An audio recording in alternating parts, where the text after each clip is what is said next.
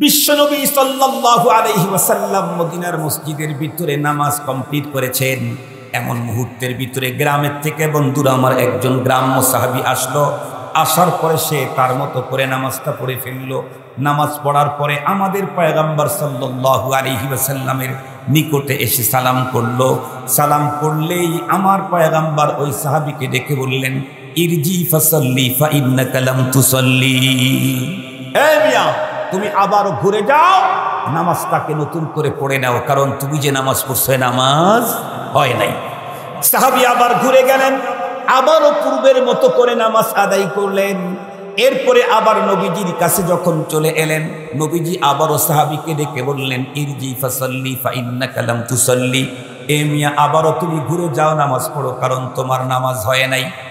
সাহাবী আবারও বন্ধুরা আমার ঘুরে গেলেন, আবারও পূর্বের মতোই নামাজ পড়ে বিশ্ব নবীজির কাছে যখন গেলেন, আল্লাহর পয়গম্বর তখন ডেকে বললেন, ইরজি ফাসাল্লি ফা ইন্নাকা লাম তুসাল্লি। আবারও ঘুরে যাও, কারণ তোমার নামাজ হয় নাই। আমি জিজ্ঞাসা করতে চাই, এই লোকটা যে নামাজ পড়েছিল সেই নামাজে কি সে রুকু করে নাই? সে কি সিজদা করে নাই? সে কি দাঁড়ায় নাই? সে কি আল্লাহর কোরআন পড়ে নাই? সবই করেছে, কিন্তু এতক্ষণ পর্যন্ত যা করেছে সে তার নিজের মতো করেছে। এজন্য নবীজি বললেন, তোমার নামাজ হয় নাই। সাহাবী তখন ডেকে বলে, নবীজি আমাকে যদি 1000 বার ফেরত পাঠান আর নামাজ পড়তে বলেন, আমি তো ওই পদ্ধতি করব, কারণ এই পদ্ধতি ছাড়া আমার তো আর কোনো পদ্ধতি জানা নাই। বিশ্ব নবীজি তখন তাকে নামাজ পড়লেন, তার সামনে নামাজ পড়লেন, পড়ায় দেখায় দিলেন। এরপরে পয়গম্বর ডেকে বললেন, সল্লু কামা রাআইতুমুনি উসাল্লি। তুমি বই দেখে দেখে নামাজ পড়বা, আমল হবে না, বরং আমলের প্রশিক্ষণটাও নিতে হবে উলামায়ে কেরামের নিকট থেকে। কথা বলেন, কথা বলেন। আমরা তো চ্যালেঞ্জ করে বলতে পারি, এখানে হাজার হাজার শ্রোতা এসেছেন, অনেক মুরব্বী এমন আছেন যেই মুরব্বী 70 বছর হয় এ পর্যন্ত নামাজ নষ্ট হয় না। শেষ রাত্রে সবার আগে মহল্লার ভিতরে আপনি ঘুম থেকে ওঠেন, আপনি প্রথমে মহল্লার লোক দেখতে আসসালাতু খায়রুম মিনান নাওমের ধ্বনি দিতে দিতে মসজিদের দিকে যান। মসজিদের সুইচটা আপনি প্রথমে দেন, লাইটটা জ্বালান, দরজাটা আপনি খোলেন, ফজরের সালাতের আজান আপনি দেন, ঝাড়ুটা আপনি দেন। 70 বছর পর্যন্ত আপনার নামাজ নাগা নাই, অনুপস্থিত নাই, কিন্তু 70 বছরে যত হাজার নামাজ পড়েছেন, জীবনের একটা রুকুও এখন রাসূলুল্লাহর রুকুর মতো হয় নাই। এরকম হাজার হাজার মুসল্লি আছে, জীবনে কোটি কোটি সেজদা দিয়েছে, কিন্তু একটা সেজদাও নবী মুহাম্মদুর রাসূলুল্লাহর সেজদার মতো হয় নাই। কেন হয় নাই? কারণ ওই যে বই পড়ে পড়ে ছোট্টবেলায় দাদা আর বাবার সাথে মসজিদে যাওয়া শুরু করে দিয়েছে। আল্লাহর মেহেরবানি, সেইখান থেকে এখন পর্যন্ত আল্লাহ মসজিদের সঙ্গে সম্পর্ক রেখে দিয়েছে, কিন্তু বুড়ো হয়ে গেছে। জীবনে কোনো দিন কোনো বিজ্ঞ আলেমকে বলে নাই, হুজুর আমি রুকু করি, দেখুন আমার রুকুটা নবীজির রুকুর মতো হয় নাকি? হুজুর আমি দাঁড়াই, দেখেন তো আমার দাঁড়ানো বিশ্ব নবীজির মতো হয় নাকি? হুজুর দেখেন তো আমার হাত বাঁধাটা পয়গম্বরের মতো হয় নাকি? হুজুর দেখেন আমার সেজদাটা পয়গম্বরের সেজদার মতো হয় নাকি?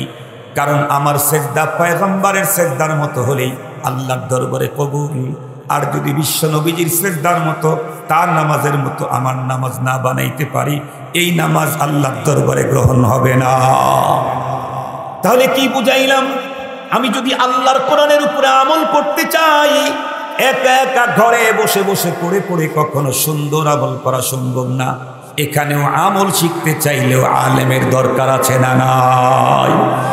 মুসলমান ভাইরানি আমার, খুব ভালো করে বুঝবেন। 4র্থ নাম্বার হলো, শুধুমাত্র কেবলমাত্র আমার জীবনটা কোরআনের জীবন হিসাবে গড়াইলেই হবে না, বরং মৃত্যুর আগ পর্যন্ত আল্লাহর জমিনে কোরআনী রাষ্ট্র কায়েম করার জন্য চেষ্টা চালিয়ে যেতে হবে। বলুন তো দেখি, এ পর্যন্ত আমরা এখানে যারা আছি রাজনীতি করি, কিন্তু আল্লাহর কোরআনে হুকুমত কায়েমের রাজনীতি কয়জন করি? ম্যাক্সিমাম মুসলমানদের রাজনীতি হলো দুনিয়ার রাজনীতি। অথচ মুসলমান যদি রাজনীতি করে, রাজনীতি করা ফরজ না, যদি করে তাহলে তাকে ইসলামী রাজনীতি করতে হবে। মুসলমান যদি রাজনীতি করে তাহলে তাকে ইসলামী রাজনীতি করতে হবে। আমি আমার জায়গা থেকে, আমি কথা বলি নাই কালকেই সব পাল্টায়া দাও, এটা বলি নাই। আমি আমার জায়গা থেকে মৃত্যু পর্যন্ত আল্লাহর জমিনে আল্লাহর কোরআনের রাজ কায়েমের জন্য চেষ্টা করে যেতেই হবে। পারি না পারি সেটা কথা, আমি পারবো যেটা কথা না। পারা না পারা আমার হাতে, পারা না পারা আমার হাতে, আমার কন্ট্রোলে। কার হাতে? আর একটু জোরে বলেন কার হাতে? আরো জোরে বলেন কার হাতে?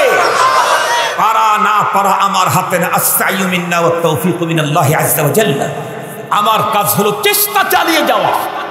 সফলতা ব্যর্থতা কার হাতে? সবচেয়ে বড় কথা হলো ধর্মের কাজে কোনো ব্যর্থতা নেই। আমি গেছি কেন? আমি জানি দ্বীনের কাজে কোনো ব্যর্থতা নাই। আমি যদি একদিন দ্বীনি প্রতিষ্ঠান কবরস্থানের খেদমত যদি একদিন করতে পারি, একদিনের নেকি আল্লাহ আমাকে দিবেন। 1 মাস করতে পারি, 1 মাসের নেকি আমাকে দিবেন। 1 ঘন্টা যদি করতে পারি, 1 ঘন্টার নেকি আল্লাহ আমাকে দিবেন। 1 মিনিট যদি দিনের কাজ করতে পারি, আল্লাহ বলেন আমি কখনোই কোনো আমলকারীর আমলকে নষ্ট করি না। মুসলমান ভাইরা রে আমার, ভালো করে বুঝবেন, আমি পারি আর না পারি, আজরাইল আমার কাছে আসার আগ মুহূর্ত পর্যন্ত, মৃত্যুর আগের ঘন্টা পর্যন্ত আমাকে চেষ্টা চালিয়ে যেতে হবে আল্লাহর জমিনে আল্লাহর কোরআনের রাজ কায়েম করব। এই চিন্তা চেষ্টা আমার ভিতরে থাকতে হবে। আমি পাই আর না পাই, ইয়া বামুরা ইয়া নায়াবাম জস্তজুই মিকুনাব হাসিল আয়াদ ইয়া নায়ায়াদ আরজুয়ে মিকুনাম। না পাই, সারা জীবন চেষ্টা চালিয়ে যেতে হবে। যারা আল্লাহর জমিনে আল্লাহর কোরআনের রাজ কায়েম করতে চায়, আমি যদি তাদের পক্ষে অবলম্বন করতে নাও পারি, কোনোদিন বিপক্ষে যাওয়া যাবে না। কুওতে নেকি নাদারি বদমকুম বরুজুদে খুদ সিতুম বেহদ মুকুম। কুওতে নেকি নাদারি বদমকুম বরুজুদে খুদ সিতুম বেহদ মুকুম। এতগুলি কথা বলার উদ্দেশ্য হলো শুধু আমার একটা, আল্লাহ পাকের পয়গম্বর স্পষ্ট বলে দিয়েছেন, তারাকতু ফীকুম আমরাইন লান তাদিল্লু মা তামাসসাকতুম বিহিমা কিতাবাল্লাহি ওয়া সুন্নাত রাসূলিহি। 2টা মহামূল্যবান জিনিস রেখে গেলাম, যতদিন পর্যন্ত মুসলমান তোমরা এই 2টা ধরে রাখবা, লাঞ্ছনা গঞ্জনা অপমাননা গোমরাহি পথভ্রষ্টতা কোনো কিছুই তোমাদেরকে টাচ করতে পারবে না। তার ভিতরে নাম্বার 1 হলো কিতাবুল্লাহ। 1 নাম্বার হলো আল্লাহর কিতাব, আল্লাহর কোরআন। আল্লাহর কোরআনকে ধরতে চাইলে 4টা কাজ করা লাগবে। 1 নাম্বার হলো আল্লাহর কোরআন তেলাওয়াত করা লাগবে, তেলাওয়াত শিখতেও আলেম লাগবে। 2 নাম্বার হলো আল্লাহর কোরআন বুঝতে হবে, বুঝতে চাইলেও আলেম লাগবে। 3 নাম্বার কোরআনের উপরে আমল করতে হবে, কোরআনে জীবন গঠন করতে হবে। কোরআনের আমলটা শুদ্ধ করতে চাইলেও আলেম লাগবে। ও মুসলমান, 4র্থ নাম্বারের কাজ হলো আল্লাহর জমিনে কোরআনের রাজ কায়েমের জন্য চেষ্টা করতে হবে। এটা করতে চাইলেও আলেম ছাড়া কখনোই সম্ভব হবে না। তাহলে মোট কথা হলো আল্লাহর কোরআন ধরতে চাইলে আলেম নায়েবে নবী ছাড়া কখনোই সম্ভব হবে না। নায়েবে নবী আলেম লাগবে। এই জন্যই তো আমরা বলি, খুব ভালো করে মনে রাখবেন, বিশ্বনবী যতদিন পর্যন্ত পৃথিবীতে ছিলেন, নবীর যুগে নবীকে বাদ দিয়ে যেমন কেউ আল্লাহর জান্নাতের পথের দিশা পায় নাই, বর্তমানে নবী নাই, নায়েবে নবী ওলামায়ে কেরাম। নায়েবে নবীদেরকে বাইপাস করে মাইনাস করে কোনো মানুষ আল্লাহর জান্নাতের দিশা পেতে পারে না। চ্যালেঞ্জ করলাম, চ্যালেঞ্জ, তামাম পৃথিবীকে চ্যালেঞ্জ করলাম। নবীর যুগে নবীকে বাইপাস করে যেমন কেউ জান্নাতি হতে পারে নাই, নায়েবে নবী আলেমদের যুগে আলেমদেরকে বাইপাস করে কেউ জান্নাতি হতে পারবে না। মুহতারাম হাজিরিন, সুন্নতের কথা এখন আসলো। সুন্নতটাও যদি শিখতে চান, মানতে চান, জানতে চান, কলেজ, ইউনিভার্সিটি, এগ্রিকালচার আর মেডিকেল কলেজ আর এডবর্ড আর বুয়েট আর চুয়েট এইগুলাতে কখনো সুন্নত শিখা যায় না, সুন্নত জানা যায় না, সুন্নতের উপরে চলার প্রশিক্ষণ পাওয়া যায় না। এগুলিও পেতে হয় নায়েবে নবীর কাছে, উলামায়ে কেরামের কাছে। আর সেই আলেম তৈরির কারখানার নাম, আরেকটু জোরে বলতে হবে, আলেম তৈরির কারখানার নাম আলহামদুলিল্লাহ। আপনাদের নসিব কত ভালো, আপনাদের বাড়ির কাছে আলেম তৈরির কারখানা আপনারা তৈরি করেছেন। আলহামদুলিল্লাহ বলেন, আলহামদুলিল্লাহ বলেন। কোরআনে পাকের তিলাওয়াত যখন হয়, যেই জায়গায় হয়, ডাইরেক্ট আল্লাহ পাকের আরশ থেকে সেখানে নূর আসতে থাকে, আল্লাহর আরশ থেকে নূর আসতে থাকে। মাদ্রাসার ভিতরে 24 ঘন্টার অধিকাংশ সময় কোরআনে পাকের তিলাওয়াত হয়। হিফজখানা হলে তো 24 ঘন্টার ভিতরে মিনিমাম 18 ঘন্টা কোরআনে পাকের তিলাওয়াত হয়। আপনারা বলেন তো দেখি, এই পৃথিবীতে যত মানুষ আছে তামাম মানুষগুলি প্রথমত দুই প্রকার। কয় প্রকার? দুই প্রকার। এক প্রকারের মানুষ যারা সৃষ্টিকর্তাকে বিশ্বাস করে, আর এক প্রকারের মানুষ যারা সৃষ্টিকর্তাকে বিশ্বাস করে না। যারা রব বিশ্বাস করে না তারা জান্নাত জাহান্নাম বিশ্বাস করার প্রশ্নই আসে না। যারা সৃষ্টিকর্তাকে বিশ্বাস করে তারা জান্নাত জাহান্নামও বিশ্বাস করে। এই পৃথিবীর যেই মানুষগুলি জান্নাত জাহান্নাম বিশ্বাস করে, সে একত্ববাদী, দ্বিত্ববাদী, তৃত্ববাদী, বহুত্ববাদী যেই হোক না কেন, যারা পরপার, আখেরাত, জান্নাত বিশ্বাস করে, আমার জানা মতো এই জাতীয় প্রতিটি মানুষ পরপারে জান্নাতি হতে চায়। একজন মানুষও জাহান্নামে যেতে চায় না। আপনাদেরকে একটু বোঝাবার জন্য বলি, আমাদের দেশে সব শ্রেণীর মানুষ আছে। নাস্তিক আছে, আস্তিক আছে। আস্তিক যারা তারা এক প্রকার না, যারা সৃষ্টিকর্তাকে মানে তাদেরকে আস্তিক বলে। আস্তিক কয়েক প্রকার, কেউ একত্ববাদ, কেউ দ্বিত্ববাদ, কেউ তৃত্ববাদ, কেউ বহুত্ববাদ। কেউ সৃষ্টিকর্তা একজন মানে, যেমন আমরা। কেউ দুইজন মানে, কেউ তিনজনকে রব মানে, কেউ অনেকজনকে প্রতিমা পূজক হিসাবে গ্রহণ করেছে, যেমন আমার দেশের হিন্দুরা। আপনারা লক্ষ্য করে দেখছেন, হিন্দুরা পরপারে স্বর্গ নরককে বিশ্বাস করে। জান্নাত জাহান্নামের কথা বলতেছি, স্বর্গ এবং নরককে বিশ্বাস করে। আপনাদের বাড়ির পাশে হিন্দু আছে কি? দেখছেন আপনারা? হিন্দু যত আপনজনই হোক, যত সুন্দর চেহারার অধিকারী হোক, এই মানুষটা মরে যাওয়ার পরে তাদের ধর্মীয় সিস্টেম কি? একে চিতায় নিয়ে পোড়ায় দেবে। কেন চিতায় নিয়ে পোড়ায় কেন? কারণ হিন্দুদের ধর্মীয় বিশ্বাস, আকীদা এবং সংস্কৃতি হলো, একজন মানুষ জীবন চলার পথে জীবনের বাঁকে বাঁকে, ফাঁকে ফাঁকে সৃষ্টিকর্তার সাথে অনেক ভুল বেয়াদবি অপরাধ হয়েই থাকে। এতগুলি ভুল বেয়াদবি অপরাধ নিয়ে যদি পরপারে মালিকের সামনে দাঁড়ায়, তাহলে তাকে নরকে যেতে হবে। কিন্তু ওনারা নরকে যেতে রাজি নেই। এজন্যে ওনারা দুনিয়াতেই সিস্টেম আবিষ্কার করেছে, আগুন দিয়ে পোড়ায়া সব অপরাধ থেকে মুক্ত করে স্বর্গে পাঠাইয়া দেয়। কথা কি বুঝাইতে পারছি আপনাদেরকে? এটা হলো তাদের ধর্মীয় বিশ্বাস, তাদের ধর্মের সিস্টেম। তাহলে হিন্দুরা আগুনে পুড়ে হলেও কোথায় যেতে চায়? আরে আল্লাহ আওয়াজ করেন না। আগুনে পোড়ায়া হলেও কোথায় যেতে চায়? স্বর্গে যেতে চায়। হিন্দুরাও কেউ নরকে যেতে চায় না। তাহলে আমরা যারা মুসলমান, আমরা কি কেউ জাহান্নামে যেতে চাবো নাকি? কখনোই না। আমরা তো জান্নাতে যেতেই চাবো, এটাই স্বাভাবিক। কিন্তু আপনারা বলুন তো দেখি, জান্নাতে যেতে চাইলেই কি যাওয়া যাবে না? যে কোনো জিনিস পেতে চাইলে ওই জিনিস অর্জন করার কিছু সিস্টেম, কিছু পদ্ধতি, কিছু ফর্মুলা, কিছু নিয়ম নীতি আছে।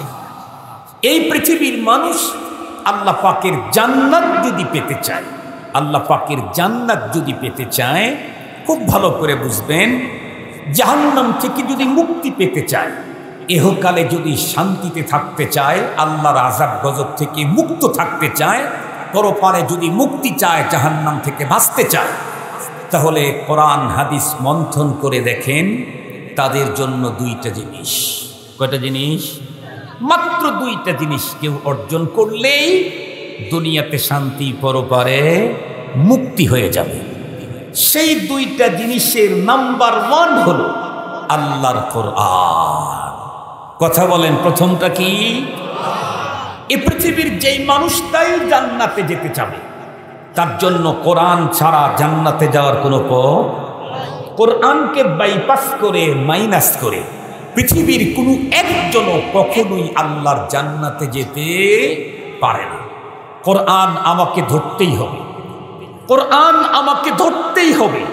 মুহতারাম হাজরিন, তো কোরআন যে আমি ধরব, কোরআন ধরার অর্থ কি? এই যে এখানে কোরআন শরীফ আছে, এটা আমি হাতে ধরলাম, তাতে কোরআন ধরা হয়ে গেল? কোরআনটাকে আমি হাতে নিয়ে চুমু খেলাম, তাতে কি কোরআন ধরা হয়ে গেল? আরো জোরে বলেন।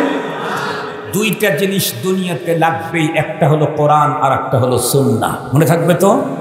এই দুই পুঁজি যার আছে সেই লোকটা মরতে দেরি, আল্লাহ পাক তাকে জান্নাতে রিসিভ করতে দেরি করবে না। তাহলে আমাদের জন্য দুইটাই দরকার। নাম্বার ওয়ান হলো কোরআন। কোরআনকে ধরতে হবে, ধরতে যে হবে মজবুত করে ধরতে হবে। হাদিসে পাকের মধ্যে রাসূল করিম সাল্লাল্লাহু আলাইহি ওয়াসাল্লাম বলেন, আদ্দু আলাইহা বিন নওয়াজিস। কোরআন সুন্নাহকে ধরতে হবে মাড়ির দাঁত দিয়ে, শক্ত করে। সামনের দাঁত দিয়ে ধরতে বলেন নাই। কেন? সামনের দাঁত দিয়ে যদি কেউ কিছু ধরে আর একজন যদি টানতে থাকে, তাহলে হয় দাঁত ভেঙে যাবে, না হয় ছেড়ে দিতে বাধ্য হবে। কিন্তু মাড়ির দাঁত দিয়ে যদি কেউ কিছু ধরে আর একজন টানতে থাকলে, টানতে টানতে ও ছিটকে পড়ে যাবে, কিন্তু মাড়ির দাঁত যেটা ধরে ওটা ছাড়া জানে না। তো আল্লাহ পাক বললেন, আল্লাহ পাকের রাসূল বললেন, কোরআন ধরতে হবে মাড়ির দাঁত দিয়ে শক্ত করে। কেন বললেন? কারণ এই পৃথিবীর যেই মানুষটাই কোরআন ধরতে চাবে তাকে আল্লাহর কোরআন থেকে দূরে সরাবার জন্য হাজার ষড়যন্ত্র তৈরি হবে। তুফান আসবে, সাইক্লোন আসবে, ঘূর্ণিঝড় আসবে কোরআন থেকে আমাকে বিচ্ছিন্ন করবার জন্য। কিন্তু খবরদার, জীবন চলে গেলেও যেতে পারে, কিন্তু কোরআন ছাড়া। একটু জোরে বলেন, কোরআন ছাড়া। কারণ আমি কোরআন ছাড়া হয়ে গেলে আমি আর জান্নাতের চেহারা কোনোদিন দেখার সম্ভাবনা নেই। মুসলমান ভাইরা রে, আমার কথা দিল দিয়ে বুঝবেন। তাহলে এতক্ষণ পর্যন্ত আলোচনার দ্বারায় একটা কথা তো আমরা বুঝলাম, পৃথিবীর যে কোনো একজন মানুষ যদি এহকালীন শান্তি, পরকালীন মুক্তি নিশ্চিত করতে চায় তথা আল্লাহর জান্নাত যদি চায়, তাহলে তার জন্য দুইটা জিনিস অপরিহার্য কর্তব্য। তার ভিতরে এক নাম্বার হলো আল্লাহর কোরআন। আল্লাহর কোরআন ধরার অর্থ কি? আল্লাহর কোরআন ধরার অর্থ কি? এই বর্তমান পৃথিবীর সবচাইতে লেটেস্ট উন্নত ছাপানো কোরআনের একটা কপি, যার দাম 10 লক্ষ টাকা, আমি খরিদ করে নিয়ে আসলাম, ঘরের ভিতরে ঢুকায় রাখলাম, শোকেসের ভিতরে সংরক্ষণ করলাম, সকাল বিকাল একটু তেলাওয়াত করলাম, বুকের সঙ্গে জড়াইলাম, আর আমি চুমু খেলাম, কপালের সঙ্গে লাগাইলাম। তাহলেই কি কোরআনে পাক ধরা হয়ে গেল? না। কোরআনে পাককে ধরতে চাইলে 4 কাজ করতে হবে। কয় কাজ? 4টা কাজ যে করতে পারবে সে কোরআনকে পরিপূর্ণ ধরেছে। নাম্বার 1, আল্লাহর কোরআন পড়তে হবে। নাম্বার 2, আল্লাহর কোরআন বুঝতে হবে। নাম্বার 3, কোরআনের জীবন গড়তে হবে। নাম্বার 4, কোরআনের রাজ কায়েমের জন্য মৃত্যু পর্যন্ত চেষ্টা চালিয়ে যেতে হবে। মনে থাকবে তো আপনাদের? কোরআনকে কমপ্লিট ধরছে কোন ব্যক্তি?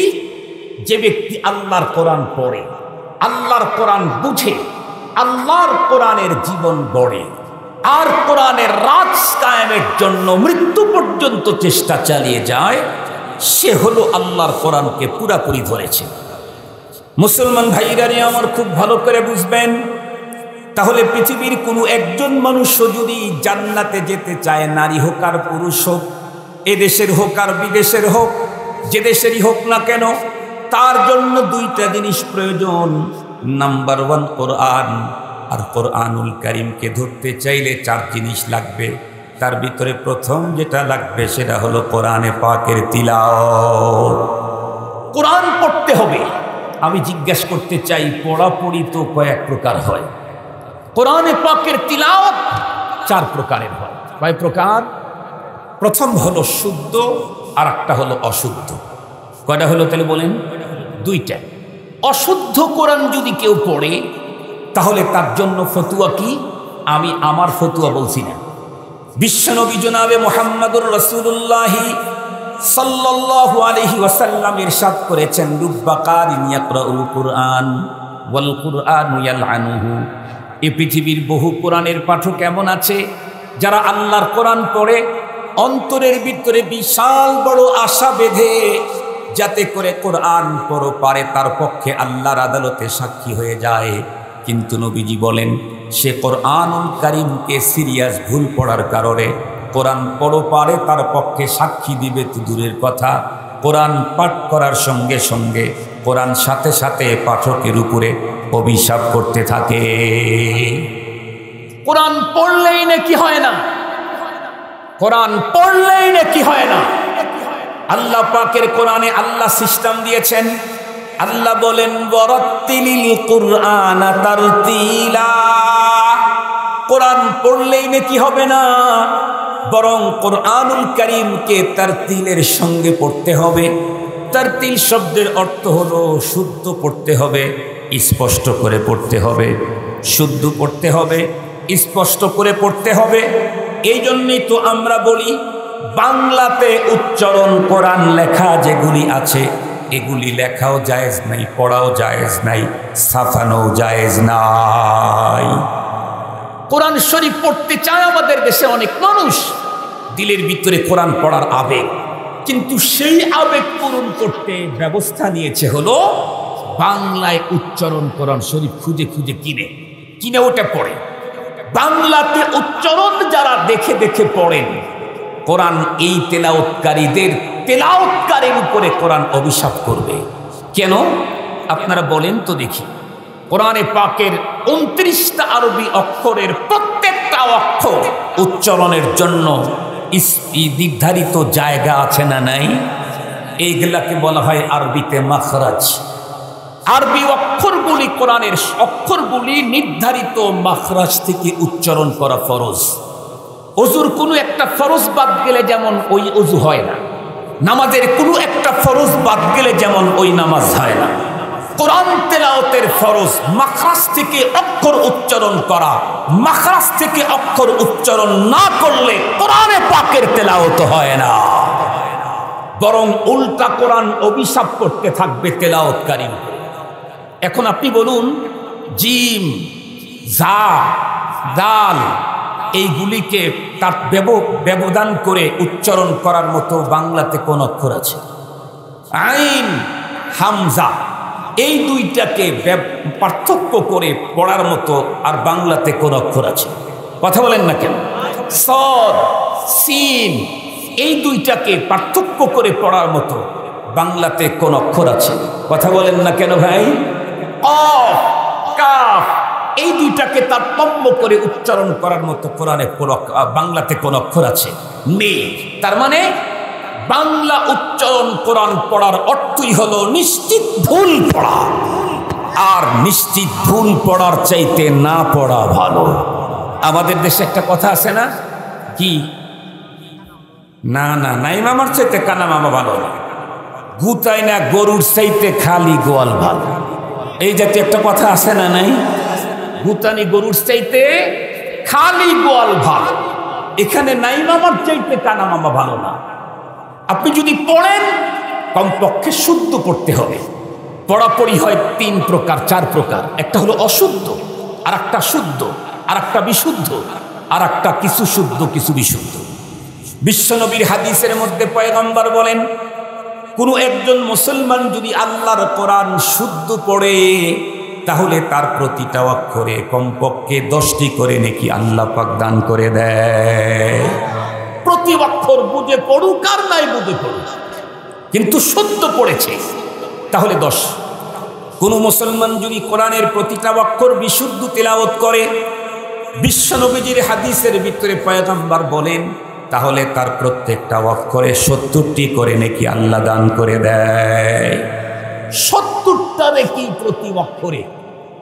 আর কোন মুসলমান যদি কোরআন তেলাওয়াত করতে কিছু শব্দ বিশুদ্ধ উচ্চারণ করলো আর কিছু শব্দ শুদ্ধ উচ্চারণ করলো, আল্লাহর পয়গম্বর বলেন এই জাতীয় তেলাওয়াতকারীকে প্রতিটা অক্ষরে 40টা করে নেকি দান করা হয়। 40 নেকি দান করা হয়, কিছু শুদ্ধ কিছু বিশুদ্ধ, টোটাল বিশুদ্ধ প্রতি অক্ষরে 70 নেকি। শুদ্ধ শুধু পড়েছে তাহলে 10 নেকি, অশুদ্ধ পড়েছে তো কোরআন পাল্টা তেলাওয়াতকারীর উপরে অভিশাপ করতে থাকে। আমি আপনাদেরকে জিজ্ঞেস করতে চাই, এই পৃথিবীতে আল্লাহর কোরআন ধরতে সর্বপ্রথম যেই কাজটা দরকার সেটা হলো তিলাওয়াত। এই তিলাওয়াতটা কোনো মানুষ নিজে ঘরে একা একা বসে বসে শুদ্ধ করতে পারবে কি? কশ্চিনকালেও সম্ভব কি? আর একটু জোরে বলেন। বরং শুদ্ধ করতে চাইলে কোথায় যেতে হবে? কথা বলেন। মাদ্রাসায় যেতে হবে, হাফেজের কাছে যেতে হবে, আলেমের কাছে যেতে হবে, কারির কাছে যেতে হবে। কোন দেশের কারির কাছে যাবেন? বর্তমান পৃথিবীতে তাম দুনিয়ার ভিতরে কোরআনে পাকের শুদ্ধ তেলাওয়াত এবং ইন্টারন্যাশনাল হিফজুল কোরআন প্রতিযোগিতায় বাংলাদেশ 12 বছর আগের থেকে নাম্বার 1, নাম্বার 2 আর নাম্বার 3 হয়ে আসতেছে। এই তো কিছুদিন আগেই বাংলার 2 সন্তান পৃথিবীর মানচিত্রে বাংলার লাল সবুজের পতাকাকে উড্ডীন করেছে, উঁচু করেছে। খেলতে গিয়া না, নাচ দেখাইতে গিয়া না, গান গেয়ে না, আল্লাহর জমিনে আল্লাহর কোরআন তেলাওয়াত করে। কিছুদিন আগে তাকরিম বিশ্বের ভিতরে 111টা রাষ্ট্রের মধ্যে নাম্বার 1 হয়েছে, সরকার তাকে সংবর্ধনা দিয়েছে। এরপরে আমাদের সিরাজগঞ্জের সন্তান রাহাত, ও আবার 117টা রাষ্ট্রের ভিতরে নাম্বার 1 হয়েছে, নাম্বার 3 হয়েছে। সুবহানাল্লাহ বলবেন না যে? মুহতারাম হাজরিন, আমরা এখন জোর গলায় বলতে পারি বাংলাদেশে অনেক শিক্ষা চালু আছে, বাংলাদেশে অনেক কার্যক্রম চালু আছে। সরকারের কোটি কোটি টাকা ব্যয় হচ্ছে এই শিক্ষা এবং কার্যক্রমের পিছনে। যেমন ফুটবলের পিছনে সরকারের কোটি কোটি টাকা ব্যয়, ক্রিকেটের পিছনে সরকারের কোটি কোটি টাকা ব্যয়, নারী ফুটবলদের পিছনে সরকারের কোটি কোটি টাকা ব্যয়, আরো কত গেমস খেলার পিছনে কোটি কোটি টাকা ব্যয়, আরো কত রঙের তামাশার পিছনে কোটি কোটি টাকা ব্যয়।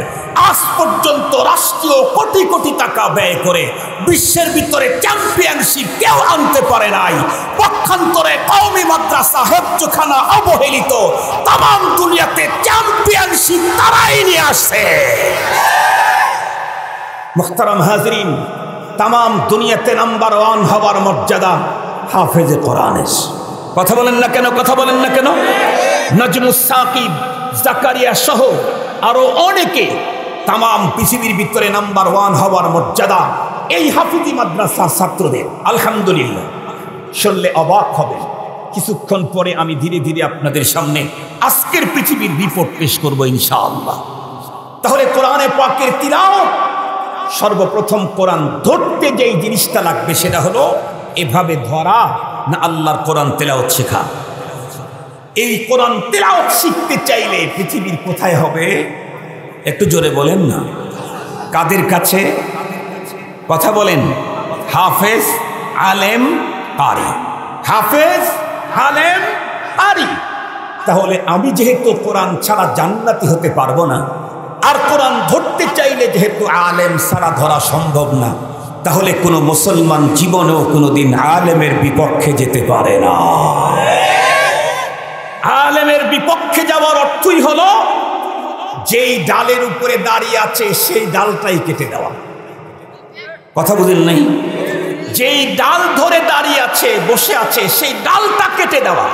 এটা যেমন বেয়াকুফ, নাদান আর মূর্খের কাজ, তার চাইতে বড় নাদান হলো আল্লাহর কোরআন ছাড়া আমি জান্নাতে যেতে পারবো না, আর আল্লাহর কোরআন ধরতে আলেম ছাড়া সম্ভব না, সেই আলেমের বিরুদ্ধে অবস্থান করা সবচাইতে বড় নাদানি আর মূর্খতা। মুসলমান ভাইরা আমার কথা ভালো করে বুঝবেন। তাহলে আল্লাহর কোরআন ধরতে চাইলে নাম্বার 1 তিলাওয়াত করতে হবে। সেই তেলাওয়াত শিখতে চাইলে আলেম হাফেজ আর কারি ছাড়া সম্ভব না। এবারে আসুন আল্লাহর কোরআন, দ্বিতীয় নাম্বারে হলো আল্লাহর কোরআন বুঝতে হবে। এখন জিজ্ঞাসা করি, আল্লাহর কোরআন যদি কেউ বুঝতে চায় সে কিভাবে বুঝবে? খুব ভালো করে বুঝবেন। বর্তমান আমাদের বাংলাদেশে আল্লাহর কোরআন বোঝার জন্য দুইটা পদ্ধতি বর্তমান আছে। একটা পদ্ধতি হলো আমি বাংলাতে এক্সপার্ট, ইংরেজিতে এক্সপার্ট, উর্দুতে মাহের, আরবিতে বহুত বড় দক্ষ, আর মার্কেটের ভিতরে বাজারের ভিতরে আরবিতে কোরআনের তর্জমা আছে, কোরআনে পাকের তফসির আছে, উর্দুতে তর্জমা তফসির আছে, বাংলাতে তর্জমা তফসির আছে, ইংরেজিতেও কোরআনে পাকের তর্জমা তফসির আছে। আমি যেহেতু বাংলা বুঝি, ইংরেজি বুঝি, উর্দু বুঝি, ফার্সি বুঝি, আরবি বুঝি, সুতরাং বাজার থেকে এই কিতাবগুলি কিনে কিনে আমি আল্লাহর কোরআন বুঝবো। এটা একটা পদ্ধতি। আর একটা পদ্ধতি হলো না না না, আমি শুধু কিতাব কিনে ঘরের ভিতরে সোফার উপরে বসে বসে আল্লাহর কোরআন বুঝবো না, বরং আল্লাহর কোরআন যারা বুঝেছে উলামায়ে কেরাম তাদের কাছে গিয়ে আল্লাহর কোরআনের বুঝ নেব। পথ হলো দুইটা, কিন্তু এই দুই পথের মধ্যে প্রথম পদ্ধতি সিরিয়াস ঝুঁকিপূর্ণ। প্রথম পদ্ধতি সিরিয়াস ঝুঁকিপূর্ণ, ভালো করে বুঝবেন, নরমাল কথা বলছি না। অনেকেই আছে আমার দেশের ভিতরে অনেক বড় শিক্ষিত, ইংরেজিতে এক্সপার্ট, উর্দুতে দক্ষ, বাংলাতেও এক্সপার্ট, আরবিতে বড় মাহের।